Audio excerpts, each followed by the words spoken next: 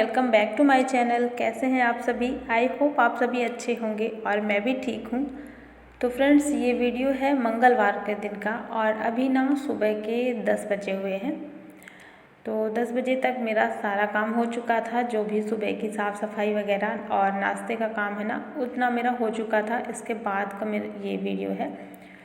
तो बस यहाँ पे जो नाश्ते के बर्तन थे वो सूख चुके थे, इसको मैं अभी लगा देती हूँ इस स्टैंड में और यहाँ पे जगह हो जाएगी खाली। इसके बाद मुझे यहाँ पे सारे काम करने हैं और लंच वगैरह बनाना है। तो कुछ तैयारियाँ मैंने आज रात के लिए की है और यहाँ पे मैंने भिगो कर के रखे थे उड़द की दाल और चावल। तो ये इडली बनाने का जो है तैयारी वो हो रहा है। सुबह ही मैंने इसको भिगो दिया था तो ये अच्छे से फूल गया है। लगभग 3 से 4 घंटे हो गए हैं। तो मैंने 4 गिलास चावल और 2 गिलास उड़द की दाल ली है और ये मैं थोड़ी सी ज़्यादा मात्रा में भिगो रही हूँ क्योंकि अभी इस टाइम पे ज़्यादा लोग हैं घर पे। वैसे तो नॉर्मली हम जैसे रवा इडली वगैरह बनाते हैं ना, तो उसमें ज़्यादा टाइम नहीं लगता है। उसको तुरंत से घोलो और 10-15 मिनट के बाद बना लो तो जल्दी बन जाता है। लेकिन आज मैं ये दाल और चावल भिगो कर के बना रही हूँ तो इसमें थोड़ा सा टाइम लगता है। इसकी तैयारी पहले से ही करनी होती है, तो इसलिए सुबह मैंने इसको भिगो दिया था और ये 3-4 घंटे में फूल चुका है। तो इसको हम बहुत अच्छे से बारीक पेस्ट जो है मतलब बारीक पीस करके और रख देंगे तो ये शाम तक और अच्छे से फर्मेंट हो जाएगा। और मौसम थोड़ा सा नॉर्मल है ना, तो इसको फर्मेंट होने में कोई दिक्कत नहीं होगी। तो यहाँ पे मैंने अच्छे से इसको बहुत बारीक बारीक पीसा है। बहुत टाइम लगा मुझे इसे पीसने में क्योंकि ये काफ़ी ज़्यादा मात्रा में है और मुझे बहुत टाइम लग गया था। और इधर मैंने लंच की भी तैयारी कर दी थी, तो वो भी हो रहा था मेरा काम। साथ के साथ मैंने इसको भी पीस करके रख लिया था और इसमें अभी मैं कुछ भी नहीं मिला रही हूँ। मैंने इसको ऐसे ही छोड़ दिया है। नमक वगैरह मैंने नहीं मिलाया है, ना ही बेकिंग पाउडर बेकिंग सोडा कुछ भी नहीं मिलाया है और बस इसको छोड़ दिया है और ये सीधा आप शाम को मैं देखूँगी। इसके बाद फिर हमारा लंच वगैरह हुआ और लंच करने के बाद जो हमारा टाइम बचता है ना दोपहर में, तो उस टाइम पे मैं करने लगी हूँ तैयारी। और आज जो है मुझे किचन का सारा सामान पैक करना है, तो शिफ्टिंग का टाइम चल रहा है। आप लोग देख ही रहे मेरा वीडियो, काफ़ी ज़्यादा बिज़ी मैं चल रही हूँ। इतना ज़्यादा काम है कि मैं क्या बताऊँ। मतलब हर टाइम कुछ ना कुछ काम चलता ही रहता है और बस यही है। अभी दोपहर में खाली वाला जो टाइम बचता है ना खाना वगैरह खाने के बाद हमारा, तो मैंने सोचा मैं ये काम कर लेती हूँ। और ये काम भी बहुत ज़्यादा ज़रूरी था क्योंकि हमें किचन का सारा सामान ले कर के जाना है नए वाले घर में। और किचन में तो आप सब जानते ही हैं कितना ज़्यादा सामान होता है। सबसे ज़्यादा सामान जो है ना वो किचन में ही होता है। किसी के भी घर में देखिए किचन में सबसे ज़्यादा सामान होता है। भले ही आप थोड़ा थोड़ा करके ही सामान रखते हो, फिर भी डब्बे वगैरह हर चीज़ जो है किचन में ही रहती है। तो बस यहाँ पे मैंने सारे डब्बे निकाल लिए हैं ऊपर से। अभी जब मैं पिछली बार गई थी तो मैं थोड़े से ही डब्बे लेकर के गई थी। तो अब क्या है, समय अब और नज़दीक आ रहा है शिफ्टिंग का, मतलब जो फाइनल डे है ना जिस दिन हम लोग क्वार्टर खाली करेंगे। तो अब जो है सारा सामान मैं लेके जा रही हूँ। बस जो मेरी मसालेदानी है ना जिस पे मैं सारे मसाले रखती हूँ, जीरा मेथी राई हल्दी नमक वगैरह, तो उसी बस को मैं रखूँगी। बाकी सारे डब्बे मैं पैक कर दूँगी। तो उसमें मैं थोड़ा सा रख ले रही हूँ हल्दी वगैरह, हल्दी मसाले जो अभी ज़रूरत पड़ेगी कुछ दिन, तो उसको मैं रख ले रही हूँ। बाकी जितने भी बड़े छोटे जितने भी डब्बे हैं सबको मैं खाली करके नहीं, मतलब बोरे में भर के और फिर हम ले जाएंगे। तो बस यहाँ पे हल्दी थी और एक हल्दी का डब्बा बहुत पहले वाला था जिसमें मैं पहले रखती थी, तो उस पर भी थोड़ा सा लगा हुआ था, तो उसको मैंने खाली कर लिया है और एक इकट्ठा रख दिया है। और यहाँ पे मसालेदानी में ही सारी चीज़ें मैं भर रही हूँ। तो थोड़ा सा ये गरम मसाला रख रही हूँ जो मैं अभी पिछली बार बनाई थी, आपने देखा ही होगा गरम मसाला। तो बस वही सबसे ज़्यादा ज़रूरी वाली चीज़ें मैं इस मसालेदानी में रख रही हूँ जो मेरे घर में डेली में ज़्यादातर यूज़ में आता है। बस उतना ही सामान मैं इसमें रख रही हूँ और इसके बाद सारे डब्बे हम यहाँ पे डाल देते हैं।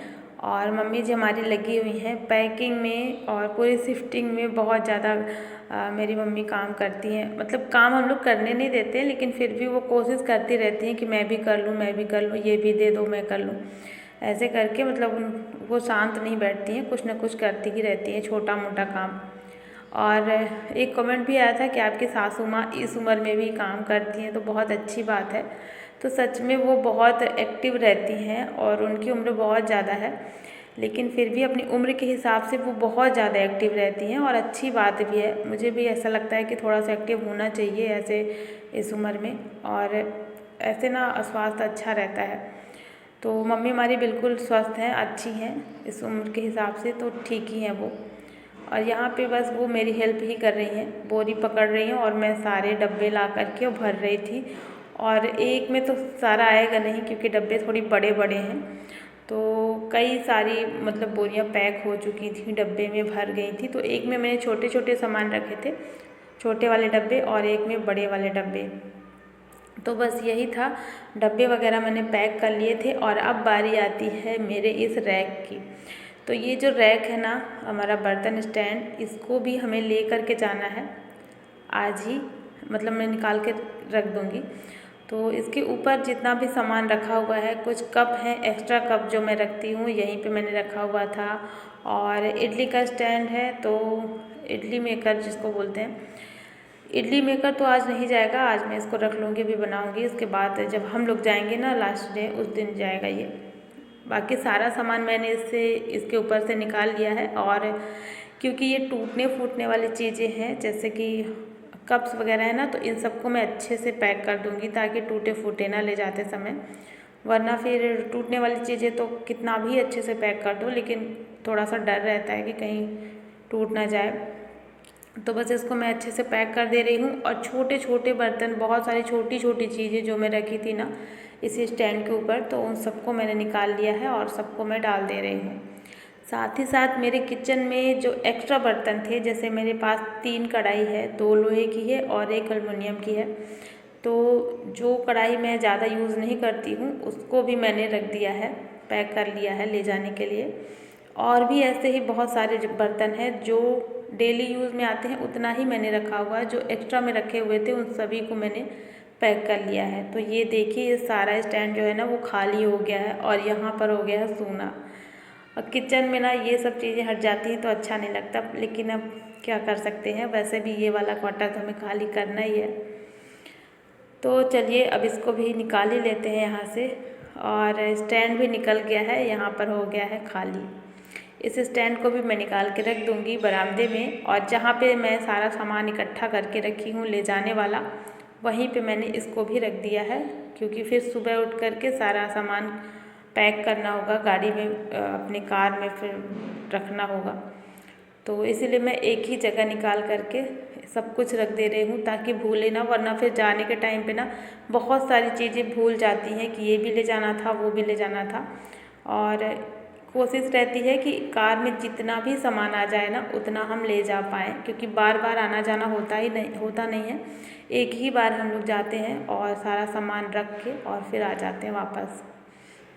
तो किचन का तो सारा सामान हम लोगों ने निकाल लिया है, बस डेली का जितना था, थाली कटोरी ग्लास जो डेली में ज़्यादातर यूज़ आते ना, बस उतना ही रखा है। और यहाँ पर ये जो सब्ज़ी का स्टैंड है हमारा, तो इसको भी लेकर के जाना है। तो इसमें जितनी भी सब्जियाँ थी, इसमें मैं ज़्यादातर तो आलू प्याज और लहसुन ही रखती हूँ, और कुछ भी हरी सब्ज़ी नहीं रहती है इस पर। तो इसको मैंने रख दिया है टोकरी में, और ये भी स्टैंड खाली हो गया है। तो ये देखिए कितना सारा सामान आज जो है यहाँ पे रखा हुआ है ले जाने के लिए, और जो बरामदा है ना पूरा फुल हो चुका है। तो डेली हम लोग सामान निकालते हैं और यहीं पर रख देते हैं, और फिर यहाँ से उठा करके फिर हमें कार में पैक करना होता है। बस यही काम है। ये तो हो गया है दोपहर का टाइम। इसके बाद फिर मैंने यहाँ पे कुछ तैयारियाँ की हैं शाम की, और शाम को मुझे बनाना है इडली। इडली के साथ में मैं सांभर बनाऊंगी। तो सांभर बनाने के लिए यहाँ पे मैंने लौकी काटी थी, साथ में थोड़ी सी गाजर और थोड़ी सी फूल गोभी। बस यही सारी चीज़ें मैंने काट करके रख ली है। और इधर मैंने दाल पका ली थी सांभर बनाने के लिए।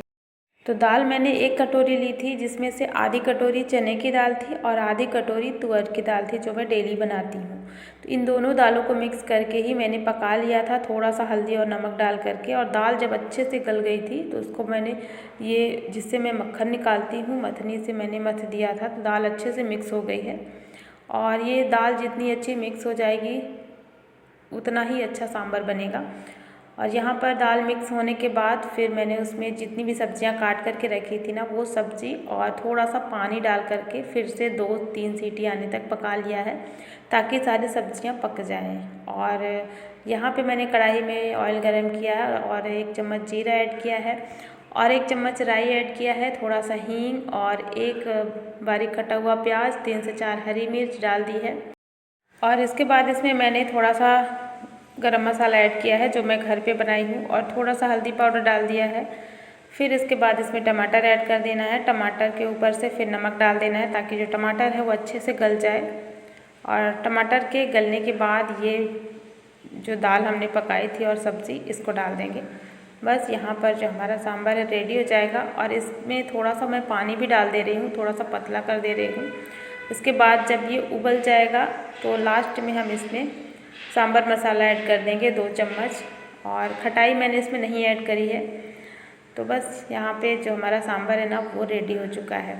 और यहाँ अब बना लेते हैं चटनी। तो नारियल की चटनी मैं बना रही हूँ। तो नारियल को मैंने बारीक काट लिया है, और 1 नारियल लिया था मैंने। और नारियल को बारीक काटने के बाद फिर इसमें 3 से 4 कली लहसुन की, थोड़ा सा अदरक, थोड़ा सा हरी मिर्च मिला करके हम इस तरीके से थोड़ा सा पानी डाल करके और पीस लेंगे बारीक। साथ ही मैंने आधी कटोरी भुनी हुई मूंगफली ली है, जिसको मैंने अभी रोस्ट कर लिया है। और आप चाहें तो मूंगफली की जगह भुने हुए चने भी ले सकते हैं, तो इसमें दोनों का ही टेस्ट अच्छा लगता है। और बस यहाँ पे मैंने पानी थोड़ा थोड़ा डाल करके इसको बारीक पीस लिया है। और जो चटनी है हमारी वो बन गई है, और उसमें जितना भी आपको पतला करना है उस हिसाब से पानी ऐड कर लें। और यहाँ पे मैंने तड़का लगा दिया है जीरा राई से, और थोड़ी सी हींग। और यहाँ पे ना एक चीज़ की कमी रह गई थी, बस करी पत्ता नहीं था, तो थोड़ा देर हो गई थी, इस वजह से मैं जल्दी जल्दी बना रही थी। और मुझे अभी मार्केट भी जाना था, इसलिए मुझे याद ही नहीं रहा। तो बस यहाँ पे मैंने तड़का लगा दिया है, और जो चटनी है ना वो भी रेडी हो चुकी है। और इडली बनाने के लिए ये है इडली का बैटर। इसमें मैंने थोड़ा सा पानी मिलाया, क्योंकि ये बहुत ज़्यादा थिक था, बहुत ज़्यादा गाढ़ा था, तो हल्का सा मैंने पानी मिला दिया है। और साथ ही साथ थोड़ा सा नमक भी मिला दिया है। बाकी इसके अलावा मैंने कुछ भी नहीं मिलाया है, बेकिंग पाउडर वगैरह कुछ भी नहीं मिलाया है, क्योंकि ये काफ़ी अच्छे से फर्मेंट हो गया है, तो फिर कोई ज़रूरत ही नहीं है बेकिंग पाउडर वगैरह मिलाने की। और नमक डालने के बाद मैंने इसको अच्छे से मिक्स कर लिया है, एक जैसे कर लिया है इस घोल को। और जो इडली का मेकर है ना, इस पर मैंने ऑयल लगा लिया है, बस इसको स्टीम करने के लिए रख देंगे इस तरीके से।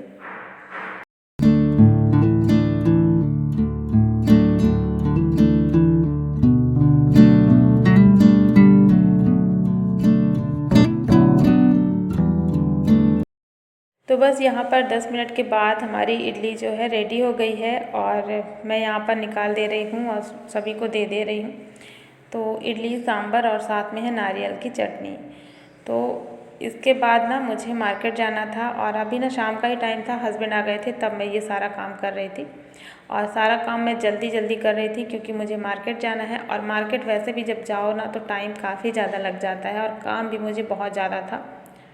तो फिर मैं ये इडली वगैरह बनाने के बाद फिर चली गई थी मार्केट, और वहाँ से आई, उसके बाद ये सारा काम मैं कर रही हूँ, साफ़ सफाई का, किचन क्लीन कर रही हूँ।